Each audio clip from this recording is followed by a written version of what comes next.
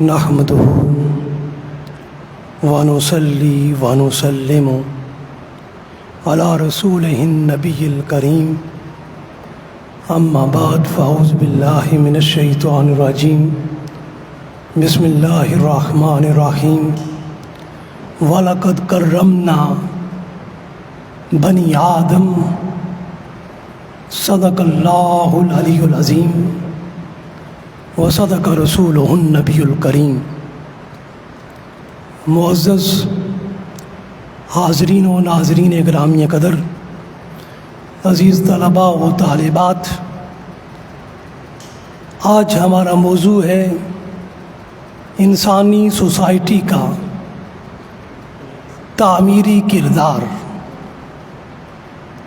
اللہ رب العزت نے سورہ بنی اسرائیل کی آیت نمبر 70 میں ارشاد فرمایا وَلَقَدْ كَرَّمْنَا بنی آدم، بے شک ہم نے بنی آدم کو عزت بخشی۔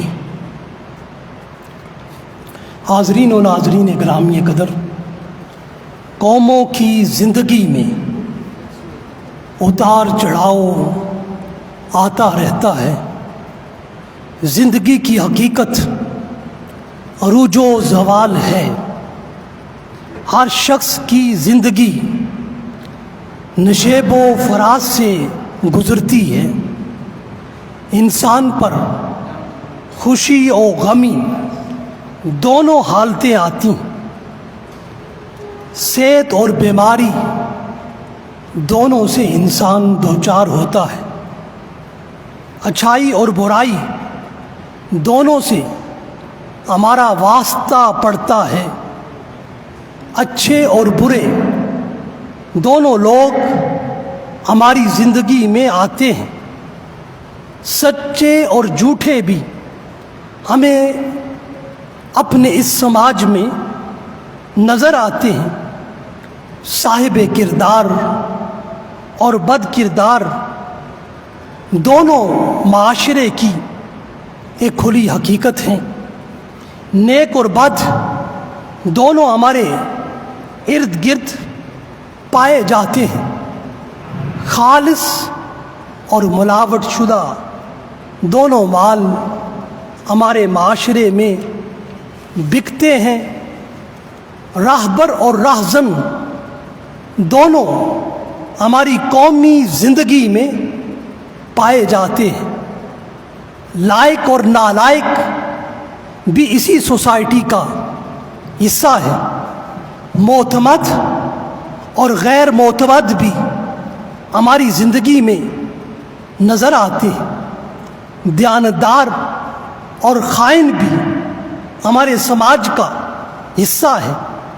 قاتل اور مقتول بھی اس معاشرے میں اپنا وجود رکھتے ہیں۔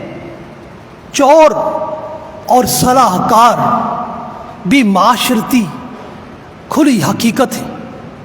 اس معاشرے میں فرشتہ صفت انسان بھی ہیں اور شیطان صفت اور حیوان نما انسان بھی نظر آتے ہیں۔ قابل فخر انسان بھی ہیں اور باعث ندامت انسان بھی ہیں۔ حتیٰ کہ خود غرض بھی ہیں اور جانثار بھی ہیں۔ اللہ والے بھی ہیں اور شیطان والے بھی ہیں۔ نیکوکار بھی اس معاشرے میں پائے جاتے ہیں اور بدکار بھی پائے جاتے ہیں۔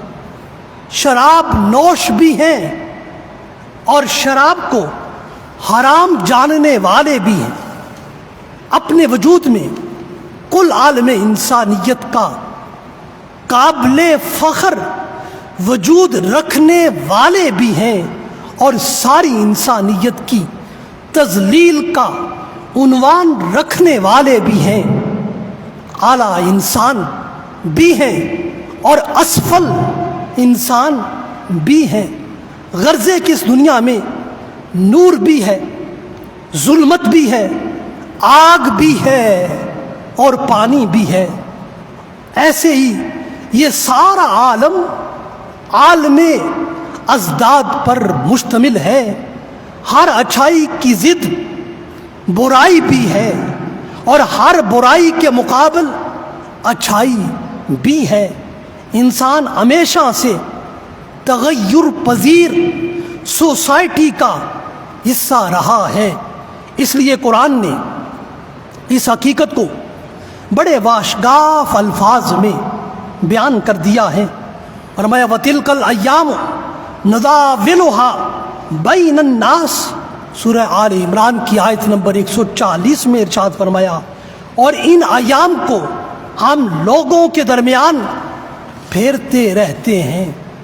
حاضرین و ناظرین گرامی قدر، ہماری سوسائٹی کا صحیح اخلاقی کردار ہی افراد کا اخلاق بنتا ہے، اور ہماری اجتماعی پختہ سیاسی سمجھ بوجھ ہی ہماری سوسائٹی کو اپنے زمانے کی اعلیٰ حکومت دیتی ہے۔ اس لیے ہم یہ بات کہہ سکتے ہیں کہ اچھی سوسائٹی ہی اچھی حکومت پیدا کرتی ہے، اور ایک اچھی سوسائٹی ہی لوگوں کو کی تنظیم کرتی ہے اور ان کی ذاتی اور اجتماعی زندگی کو ترقی دیتی ہے۔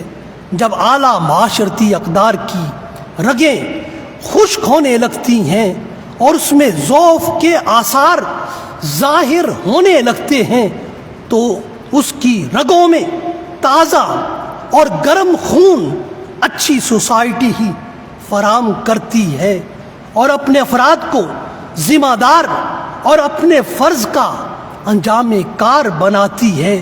ایک منظم اور معظم سوسائٹی اپنے اجتماعی وجود میں یقین کی دولت رکھتی ہے، اعلیٰ اصول اور بہترین اخلاق کا سرمایہ رکھتی ہے، اور اپنے اجتماعی فرض کا احساس اور ایک دوسرے کے لیے اثار و قربانی کا جذبہ رکھتی ہے۔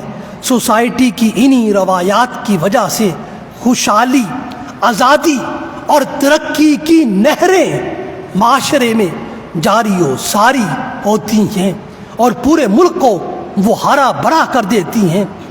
حاضرین و ناظرین گرامی قدر، اس کے برعکس اگر ہماری سوسائٹی میں اخلاق کی گراوٹ آ جائے، ہر شعبہ حیات میں بے اصولی عام ہو جائے، خود غرضی ہر جگہ اپنے ڈیرے ڈال لے، خوشامد انسانی طبیعت اور مزاج کا ایک مستقل حصہ بن جائے، طاقت اور دولت سے مرعوبیت ایک معاشرتی حقیقت بن جائے، اور معاشرے میں بزدلی اور ظلم کا چلن عام ہو جائے، تو یوں سمجھیے انسانی اقدار اور انسانی اخلاق کا سوتا خشک ہو گیا ہے۔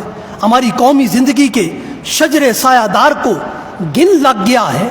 نئے نئے حکمرانوں کا آنا اور نئی نئی حکومتوں کا آنا بھی قوم کی تقدیر نہ بدل سکے، جبکہ طاقت کی بہتات کے سرچشمے ہر طرف بہہ رہے ہوں اور ملک کی پیداوار بھی ہر شعبے میں کچھ نہ کچھ بڑھ رہی ہو، تعلیم کی ترقی پہلے سے بھی زیادہ ہو، اور قوم کی ظاہری دھوم دھام بھی اپنی جوبن پر دکھائی دے رہی ہو۔ اس کے باوجود اس قوم کو تباہی و بربادی سے کوئی نہیں بچا سکتا جب اس کی اقدار اور اس کے اخلاق اور اس کی تہذیب کے درخت کی رگیں اور جڑیں سوکھ جائیں، وہ اندر سے کھوکھلا ہو جائے، تو اوپر سے پانی ڈالنے سے اس کو سرسبز و شاداب نہیں کیا جا سکتا۔ اس لیے اندر اور باطن کی تباہی ظاہر کی چمک اور دمک کو زیادہ دیر تک قائم نہیں رکھ سکتی۔ دنیا کی تاریخ میں بہت سی مثالیں ملتی ہیں۔ حاضرین و ناظرین گرامی قدر، ایک وقت تھا دنیا میں روم کی سلطنت کا ڈنکا بجتا تھا۔ اس سلطنت اور تہذیب نے بڑے بڑے منتظم افراد پیدا کیے، بہت بڑے قانونی دماغ پروڈیوس کیے، اعلیٰ فوجی سپہ سالار میدان جنگ میں اتارے، مگر اسی رومی سوسائٹی کو بد اخلاقی اور عیش پرستی کا روگ لگ گیا، اور اس کی تہذیب پر ظلم و ناانصافی اور ناجائز طرفداری اور جانبداری نے اپنا تسلط جما لیا، تو اس کی قسمت کا ستارہ گردش میں آ گیا، اور دنیا کی اس غالب اور حاکم تہذیب کو اندر اور باہر کے دشمنوں نے دبوچ لیا، اور وہ روم جس کی ساری دنیا میں دھاک بیٹھی ہوئی تھی، وہ یورپ کی نیم وحشی قوم کے حملوں سے تنگ آ گیا۔ اب اس کی نہ راتوں کو سکون تھا اور نہ اس کے دن میں اطمینان تھا۔ 6 صدی ہجری میں ایرانیوں نے اس کے مشرقی حصے پر حملہ کر کے اس کی سطوت کو خاک میں ملا دیا۔ 90,000 آدمیوں کو قتل کیا گیا، اور اس کی تمام نو آبادیوں اور اس کے زیر تسلط علاقوں پر قبضہ کر لیا گیا، اور اس کے پائے تخت قسطنطنیہ کو بھی اپنے زیر نگیں کر لیا۔ حاضرین و ناظرین گرامی قدر، پھر اس کے چند برسوں کے بعد جب رومیوں کو برے پھر سے سنبھلنے کا موقع ملا، تو پھر دوسری طرف عرب کی مٹھی بھر اور انتہائی قلیل افواج نے ان پر دھاوا بول دیا، اور روم کی سوسائٹی کی اخلاقی حالت اتنی کمزور اور کھوکھلی ہو چکی تھی کہ ہرکل جیسا لائق جرنل بھی اس گرتی ہوئی رومی سوسائٹی کو تھام نہ سکا۔ یہ وہی ہرکل تھا جس نے اپنی تنظیمی قابلیت اور فوجی لیاقت سے ایران کے قلب میں اپنا رومی جھنڈا لہرایا تھا، اور کسرا ایران کی حکومت کو تیس نیس کر کے رکھ دیا تھا۔ مگر ہرکل جب اسلامی فوج کے سامنے آیا تو ان کے دینی جوش اور شوق شہادت اور ان کے اخلاق کی طاقت کا مقابلہ نہ کر سکا۔ نتیجتاً وہ میدان جنگ میں شکست سے دوچار ہوا، اور اس کو اپنا ملک ان کے حوالے کرنا پڑا۔ حاضرین و ناظرین گرامی قدر، ادھر کسرا کی حکومت ایران تھی، اور اس کی فوجی طاقت اور اس کی قومی دولت کا کوئی ٹھکانہ نہ تھا، لیکن اسی قوت اور طاقت اور دولت کے نشے نے ان میں اخلاقی برائیوں کو پروان چڑھا دیا تھا، اور برسوں تک ان کے قومی جسد کو بد اخلاقی اور بے اصولی کا کیڑا چاٹتا اور کھاتا رہا، اور قوم کی اندر کی تباہی اور اخلاقی پستی اور اقدار کی تنزلی اور اصولوں سے بے اصولی اور قومی بے حمیتی کی وجہ سے ان کا مستقل مزاج بادشاہ اور رستم جیسا تجربہ کار فوجی جرنل بھی اس ملک کی عظیم سطوت اور شوکت کو نہ بچا سکا۔ اسلام کے عظیم مجاہدوں نے مشرق اور مغرب کے ان شہنشاہوں کو اور ان کی سلطنت کو اپنے زیر انتظام کر لیا۔ حاضرین و ناظرین گرامی قدر، اسی طرح خود اسلامی سلطنت میں بغداد کی عباسی خلافت کا دنیا میں توتی بولتا تھا۔ خوارزم شاہ کی سلطنت اپنے زمانے میں روئے زمین کی سب سے بڑی سلطنت تھی، لیکن مسلمانوں کی سوسائٹی روح سے خالی اور اخلاقی کمزوریوں سے داغدار ہو چکی تھی۔ نتیجہ یہ ہوا کہ تاتاریوں کا سیلاب آیا جو کسی کے روکنے سے نہ رک سکا۔ سینکڑوں برس کا تمدن، علم و تہذیب کا ذخیرہ ان نیم وحشی حملہ آوروں کے ذریعے خاک میں مل گیا۔ اگرچہ کچھ وقت کے بعد اسلام نے تاتاریوں پر اخلاق کی فتح حاصل نہ کر لی ہوتی اور ان تاتاریوں کے دلوں کو اپنے ایمانی افکار اور اپنی روحانی اقدار کے ذریعے بدل نہ دیا گیا ہوتا، تو پھر مسلم سوسائٹی کو اپنا وجود باقی رکھنا بڑا ہی مشکل ہو جاتا۔ حاضرین و ناظرین گرامی قدر، اسی طرح ہم تاریخ کے اوراق پلٹ کر دیکھتے ہیں کہ تاریخ انسانی سے عبر و نصائح اخذ کرتے ہیں۔ ہمارے سامنے تاریخ انسانی میں پہلی اور دوسری عالمی جنگ کے مناظر آ جاتے ہیں۔ فرانس دنیا کی سپر پاور ہو کر اخلاقی کمزوریوں کا شکار ہو جاتا ہے۔ تعیش پسندی اس قوم کی شناخت بن جاتی ہے، جس کی وجہ سے اس کو نقصان اٹھانا پڑتا ہے۔ اگر اتحادی فرانس کو سہارا نہ دیتے تو یہ ناقابل تلافی نقصان اٹھاتا۔ اگرچہ اخلاقی پستی اور تہذیبی تباہی سے قبل اس فرانسیسی قوم نے اپنی ذہانت اور اپنی بہادری کا سکہ ساری دنیا سے منوایا تھا۔ نپولین جیسا جنرل، اس طرح کے دلیر اور نڈر لیڈر اس قوم نے پیدا کیے، مگر جب قومیں اپنی اعلیٰ روایات کو چھوڑ کر مادہ پرستی میں مبتلا ہو کر زوال کا شکار ہوتی ہیں تو یہ اپنی روشن تاریخ کو بھی داغدار کر دیتی ہیں۔ اگر ہم ہندوستانی سوسائٹی پر نظر کریں تو اس سوسائٹی نے فلسفہ و حکمت، ادب و شاعری اور اخلاقی جرأت میں اپنا ایک نام پیدا کیا تھا۔ حاضرین و ناظرین گرامی قدر، 5ویں صدی ہجری میں اس ہندوستانی سوسائٹی نے اپنی اخلاقی تعلیم کو اپنی پہلوی زبان میں ڈھالا، اور چین کے باشندوں نے بھی اپنی دانائی اور علم کے باوجود ہندوستانی علم و حکمت کے خزانوں سے فائدہ اٹھایا۔ مگر 10ویں صدی میں جب ہندوستانی سوسائٹی زوال کا شکار ہوئی، خود غرضی اور ذاتی عداوت کے نظریات نے سارے ملک میں اپنے سائے دراز کر دیے اور قوم کی اخلاقی اقدار زوال کا شکار ہوئی۔ شرک پرستی اپنی انتہا کو چھونے لگی۔ دولت و لکشمی نے ہندوستانی ذہنوں میں ایک معبود کی صورت اپنا لی۔ لٹریچر، مذہب، صنعت، مصوری، نقاشی اور عبادت گاہوں میں شہوانیت، نفسانیت اور عریانیت سرایت کر گئی۔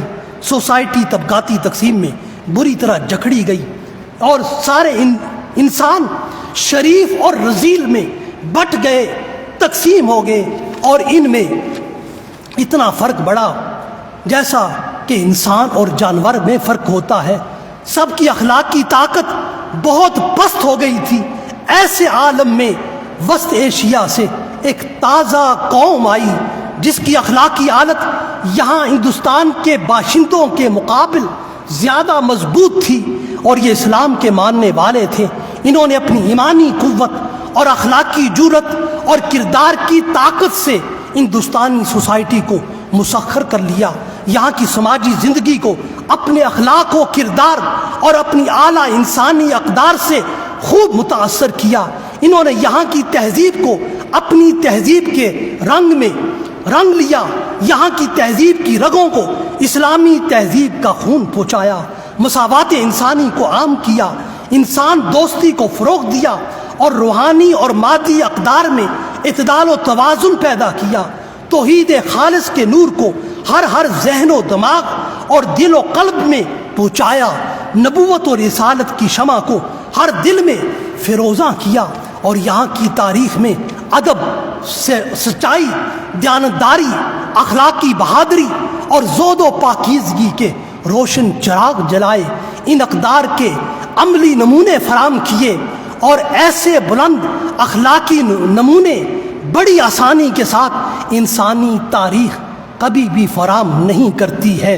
تاہم رفتہ رفتہ ہندوستانی سوسائٹی بھی مختلف قسم کی اخلاقی اور روحانی بیماریوں میں مبتلا ہوئی اور بے اصولی کی زندگی کو ترجیح دینے لگی، عیش پسندی اور خود غرضی کو اختیار کرنے لگی، اور مسلمان جو ہندوستانی سوسائٹی کو سنبھالے ہوئے تھے اب وہ خود زوال اور پستی کا شکار ہونے لگے۔ اخلاقی اور سماجی برائیوں نے ان کو اپنا نشانہ بنایا۔ خانہ جنگی کا ماحول ہر طرف نظر آنے لگا۔ ناجائز طرفداری اور بے جا پاسداری اور بے وفائی اور وعدہ خلافی کی بری اطوار نے ان کو جکڑ لیا۔ نتیجتاً ملک کا نظام درم برم ہو گیا، اور شہروں میں بے چینی اور افراتفری پھیل گئی۔ راستوں کا امن اور سلامتی چھن گئی۔ ہر طرف خلفشار اور انتشار کا ماحول پیدا ہو گیا۔ اللہ کا سب انسانوں سے حاضرین گرامی قدر رشتہ ہے، وہ رب اپنی زمین کی تباہی اور بربادی ہرگز نہیں دیکھ سکتا۔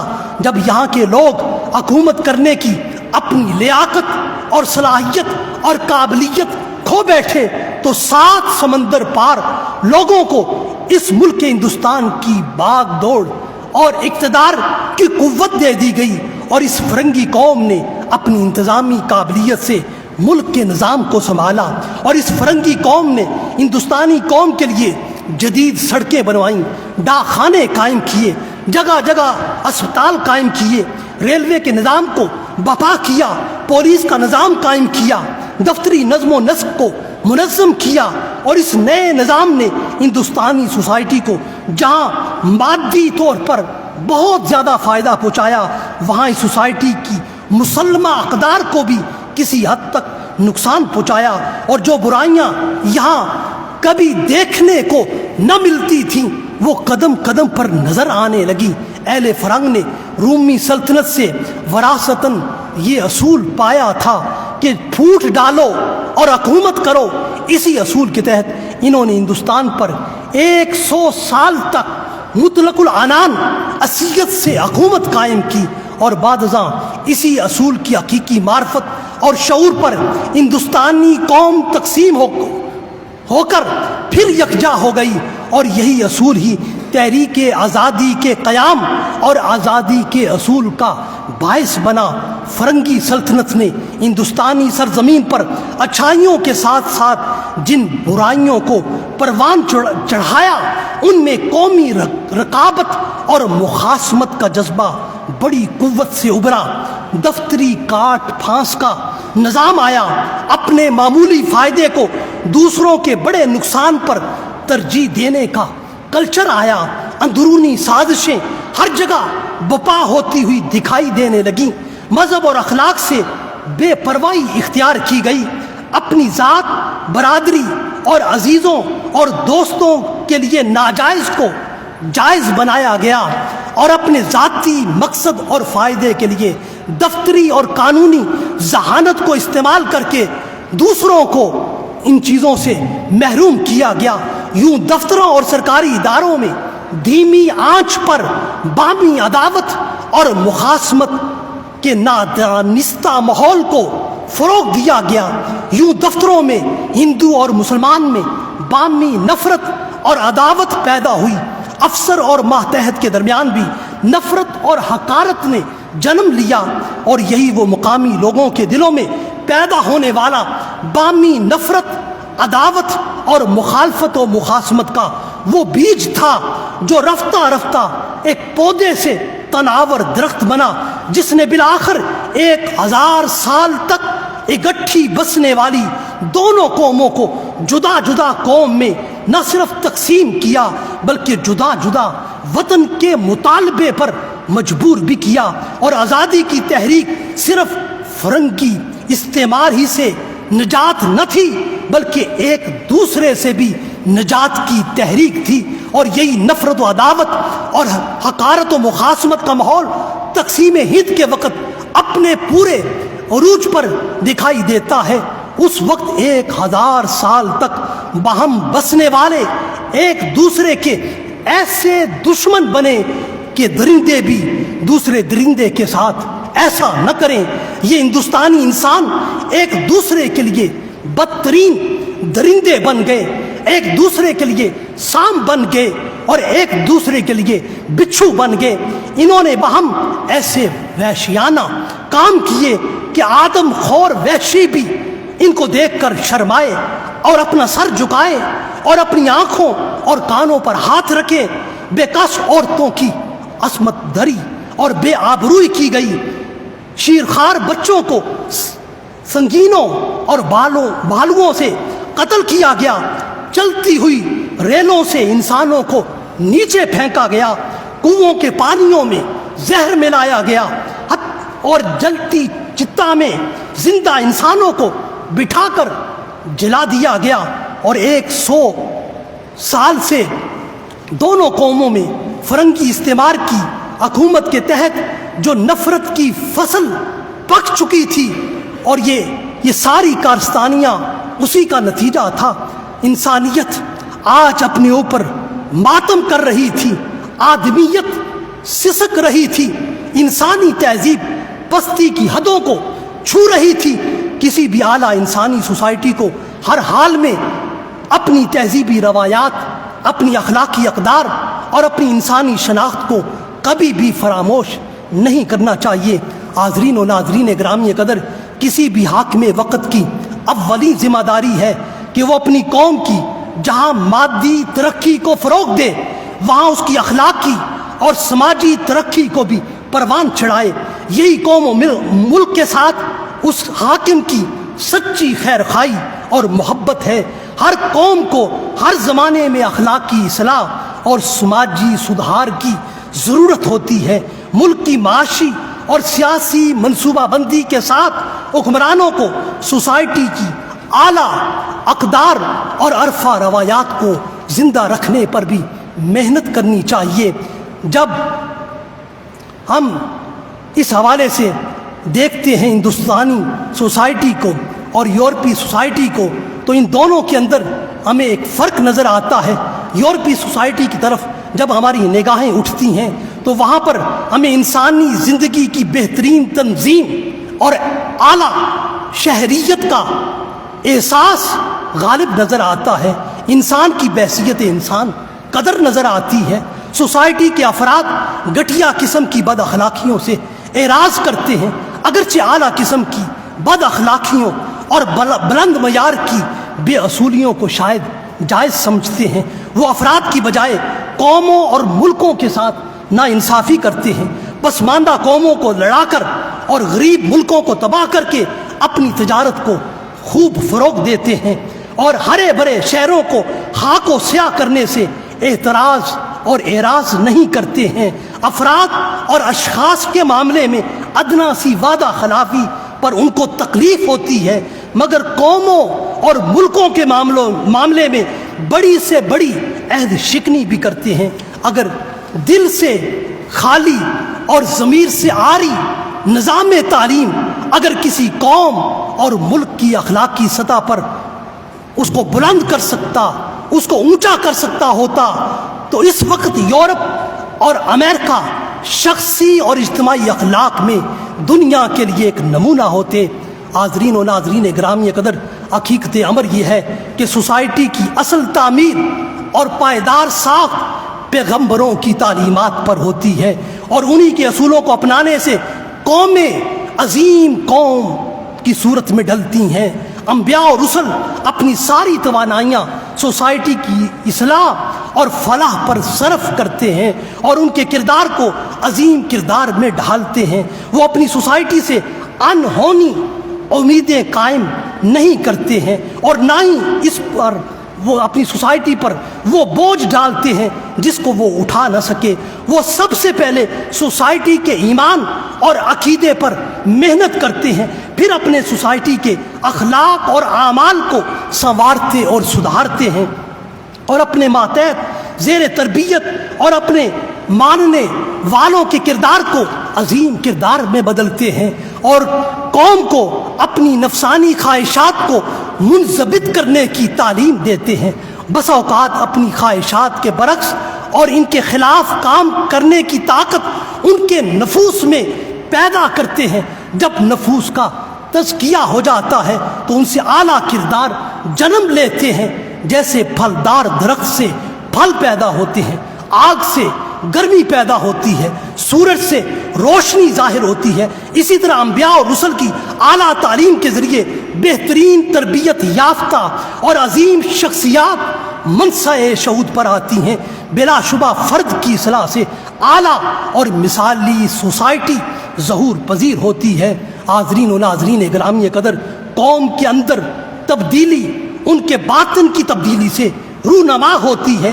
انسانی شخصیت کی اندرونی تبدیلی کے لیے دنیا کی ساری تاریخ میں ایمان سے بڑھ کر کوئی قوت، کوئی طاقت اور کوئی تربیت مؤثر نہیں رہی ہے۔ جب تک انسان کے اندر اللہ کی ذات کا یقین پیدا نہ ہو، اس کا خوف اس کے وجود میں جگہ نہ پائے، اور خدائی پوچھ گچھ کا کوئی کھٹکا اسے نہ ہو تو اس آدمی کا اخلاق اور کردار کبھی بھی سنور نہیں سکتا۔ اللہ کی ذات پر یقین اور ایمان ہی انسان کے اندر ذہنی اور اخلاقی انقلاب پیدا کرتا ہے اور اس کے کردار کو عظیم کردار کا روپ دیتا ہے، اور یہی وہ ایمان کی طاقت اور قوت تھی جس نے 6 صدی ہجری کے انسانوں کو رسول اللہ صلی اللہ علیہ وسلم کی صحبت اور قیادت میں دنیا کا عظیم انسان اور صاحب کردار بنا دیا تھا، اور ان کی صدیوں کی بری عادتیں چھڑا دیں۔ معصوم اور بے گناہ بچیوں کو زندہ درگور کرنا انہوں نے چھوڑ دیا تھا۔ یتیموں کی کفالت کو اپنے لیے سب سے بڑا اجر عظیم وہ سمجھنے لگے تھے۔ اسلامی سوسائٹی میں جنم لینے والا یہی وہ عظیم اخلاقی کردار تھا جس کے باعث کسرا ایران کے ساتھ جنگ میں ایک غریب مسلمان مجاہد لاکھوں روپے کے ہیرے اور جواہرات اور سونا میدان جنگ میں ملنے پر چپکے سے امیر الحرب سالار حرب سپہ سالار حرب کے سپرد کر دیتا ہے کہ یہ اللہ کا مال ہے، اس کو بیت المال میں جمع کر لیں۔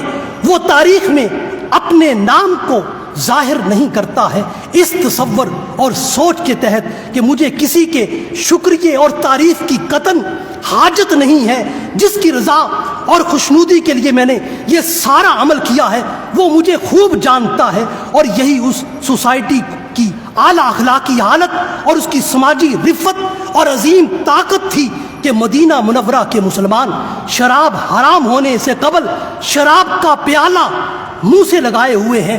اچانک کان میں آواز پڑتی ہے کہ آج سے شراب اللہ نے حرام کر دی ہے۔ فوراً یہ حکم سنتے ہی شراب کا پیالہ منہ سے ہٹ جاتا ہے، منہ کی شراب اگل دی جاتی ہے اور شراب کے مٹکے اور برتن توڑ دیے جاتے ہیں۔ مدینہ منورہ کی گلیوں کی نالیوں میں شراب بہتی ہوئی نظر آتی ہے، اور یہ اسلامی سوسائٹی کی اعلیٰ قدریں تھیں۔ حاضرین و ناظرین گرامی قدر، خلاصہ کلام کی طرف بڑھتے ہوئے عرض کروں، جب 6 صدی میں انسانیت کی گاڑی ایک ڈلوان راستے پر آ گئی اور ہر طرف اندھیرا پھیل گیا تھا، راستے کا نشیب بڑھتا جا رہا تھا، رفتار تیز تھی، اور اس گاڑی پر انسانیت کا پورا قافلہ اور آدم علیہ السلام کا سارا کنبہ سوار تھا۔ ہزاروں برس کی تہذیبیں اور لاکھوں انسانوں کی محنتیں تھیں۔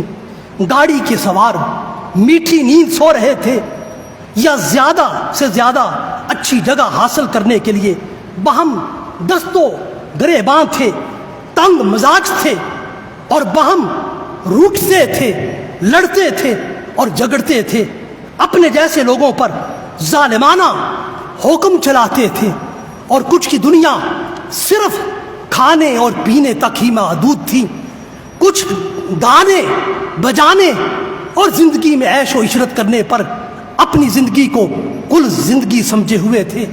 مگر یہ کوئی نہ دیکھ رہا تھا کہ ملت کی گاڑی کس سمت اور کس رخ پر جا رہی ہے۔ انسانیت کا جسم تر و تازہ تھا مگر دل نڈال تھا، دماغ تھکا ہوا تھا، ضمیر بے حس اور مردہ تھا، اور اعلیٰ انسانی زندگی اور اس کی اقدار کی نبض ڈوب رہی تھی۔ آنکھیں پتھرانے کے قریب تھیں۔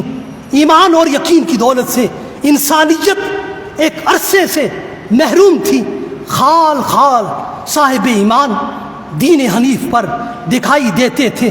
توہمات نے ساری دنیا کو اپنے تصرف میں لے لیا تھا۔ انسانیت خود انسان کے ہاتھوں ذلیل و رسوا تھی۔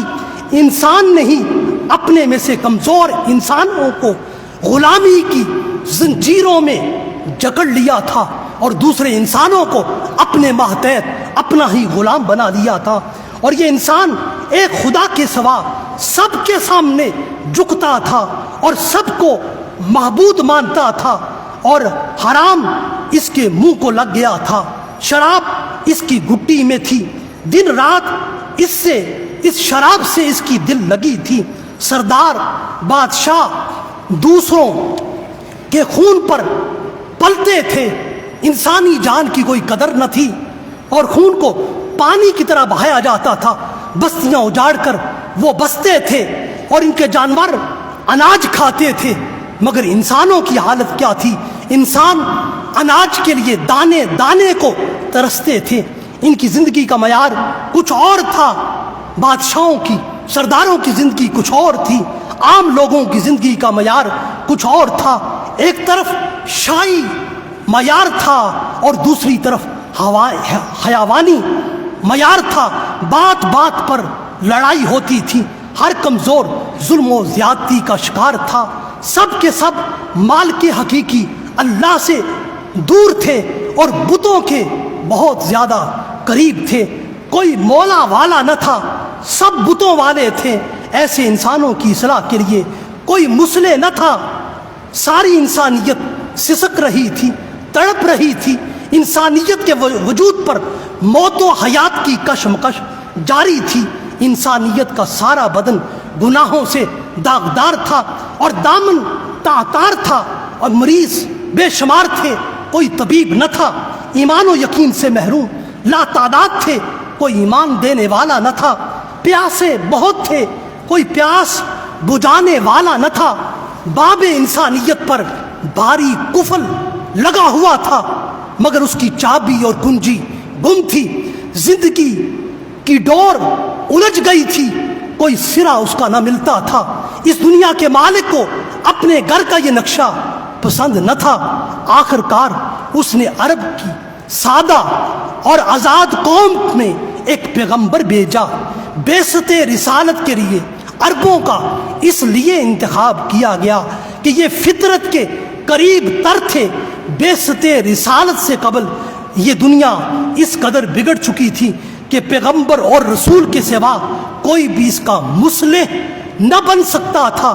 اس لیے انسانیت کو سنوارنے کے لیے اور اس کو الوہی ہدایت سے منور کرنے کے لیے اور اس انسانیت کو خدائے وحدہ لا شریک کے حضور جھکانے کے لیے رسول اللہ کو مبعوث کیا گیا۔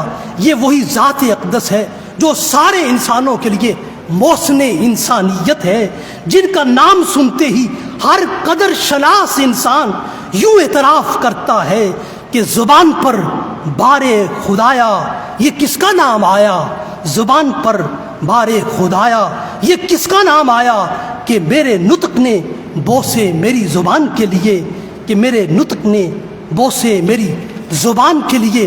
رسول اللہ صلی اللہ علیہ وسلم نے اس انسانیت کی اصلاح اور فلاح کے لیے اپنی زندگی کو خطرے میں ڈالا، اپنا سب کچھ قربان کیا، بادشاہی کا تاج ٹھکرایا، دولت پرستی اور عیش پرستی کی بڑی بڑی پیشکش کو مسترد کر دیا، اپنے آبائی اور محبوب وطن کو چھوڑا، ساری عمر انسانیت کے لیے عظیم قربانیاں دیں، پیٹ پر پتھر باندھے، کبھی پیٹ بھر کر کھانا نہ کھایا، گھر والوں کو فقر و فاقہ میں شریک رکھا، دنیا کی ہر قربانی دی اور ہر دنیاوی خطرے کا سامنا کیا، دنیا کے ہر فائدے اور ہر لذت سے دور رہے، دنیا سے اس وقت تشریف لے گئے جب کل عالم انسانیت ساری انسانی سوسائٹی کو صراط مستقیم پر، کل عالم انسانیت کو صراط مستقیم پر ڈال دیا اور تاریخ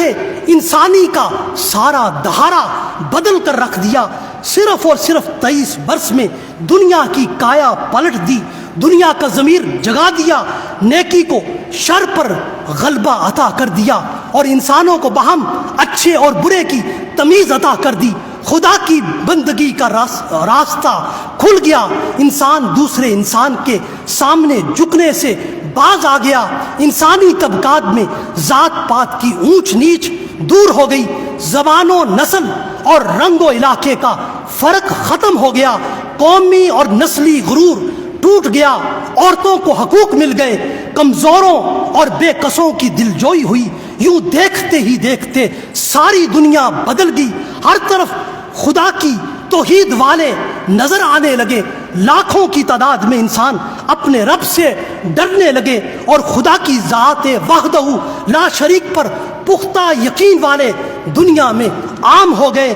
ایسے کردار کی حامل انسانی سوسائٹی معرض وجود میں آئی جس کے افراد دشمن کے ساتھ بھی انصاف کرنے لگے، عدالت میں اپنا خون اور اپنی ذات کے خلاف عدل و انصاف کی خاطر گواہی دینے لگے، اور دوسروں کے آرام کی خاطر مصیبت برداشت کرنے لگے۔ اور اس عالمگیر انسانی سوسائٹی نے ایسے افراد پیدا کیے جو کمزور کو طاقتور پر ترجیح دینے لگے، جنہوں نے اپنی رات کو عبادت میں گزارا اور اپنے دن کو فی سبیل اللہ بسر کیا، جو کبھی اطاعت گزار نظر آئے، جو کبھی جہاد کے لیے شاہ سوار دکھائی دیے، جنہوں نے اپنی دولت پر حاکم رب کو بنایا، جنہوں نے حکومت میں نیابت الہیہ کا فریضہ سر انجام دیا، جنہوں نے اللہ کی طاقت کے سامنے اپنے آپ کو ہمیشہ بے بس سمجھا، جنہوں نے اپنے نفس کی خواہشات پر شریعت اسلامی کو حاکم بنایا، جنہوں نے سب پر غلبہ پا کر اور سب پر غالب ہو کر خود کو اللہ کے حضور ہمیشہ مغلوب سمجھا، جنہوں نے دنیا کا جلیل القدر حاکم ہو کر حضور الہی میں خود کو دائماً محکوم سمجھا، اور جنہوں نے خدا کی بندگی سے اس زمین کو بھر دیا، جنہوں نے اپنی زندگی کو اللہ کی بندگی کی پہچان بنایا۔ حاضرین و ناظرین گرامی قدر، جن کی وجہ سے زمانے کی رت بدل گئی اور جن کی وجہ سے انسان کیا بدلا، کل عالم انس بدل گیا، جن کی وجہ سے زمین و آسمان بدل گئے، یہ سارا کچھ جن کے قدموں کی خیرات سے بدلا وہ سید المرسلین خاتم النبیین کی ذات اقدس ہے۔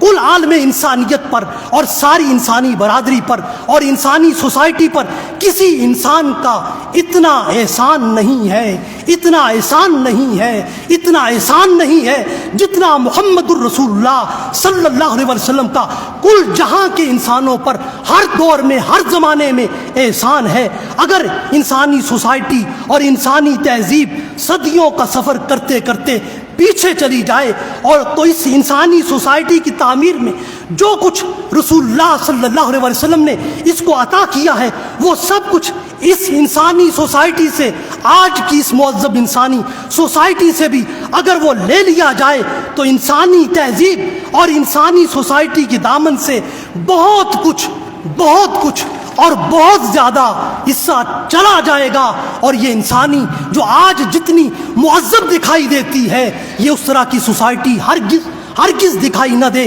اس لیے ہر انسان کو یہ اعتراف کرنا چاہیے اور ہر کسی انسان کو اس اعتراف کا برملا کھلم کھلا اور بہت ہی واشگاف اظہار یوں کرنا چاہیے کہ بہار اب جو دنیا میں آئی ہوئی ہے، کہ بہار اب جو دنیا میں آئی ہوئی ہے وہ سب پود انہی کی لگائی ہوئی ہے، وہ سب پود انہی کی لگائی ہوئی ہے۔ اور یہ حقیقت ہے کہ دنیا کی موجودہ فتنہ و فساد کی حالت ہماری اپنی پیدا کردہ ہے۔ عصر حاضر میں اگر انسانی اقدار اور عرفہ انسانی روایات میں کوئی تباہی اور بربادی ہے تو اس کے ذمہ دار ہم خود ہیں اور اس زمین پر بسنے والے تمام انسان ہیں۔ اس موجودہ زبوں حالی پر ہمارا کردار اس شخص کی طرح ہے جو سارے درخت کاٹ کر سایہ تلاش کرتا ہے، اور پھر اس کی حالت کو بیان کرتے ہوئے کسی نے کیا خوب کہا، تمام پیڑ جلا کر خود اپنے ہاتھوں سے، تمام پیڑ جلا کر خود اپنے ہاتھوں سے، عجیب شخص ہے کہ سائے تلاش کرتا ہے، عجیب شخص ہے کہ سائے تلاش کرتا ہے۔ وآخر دعوانا الحمدللہ۔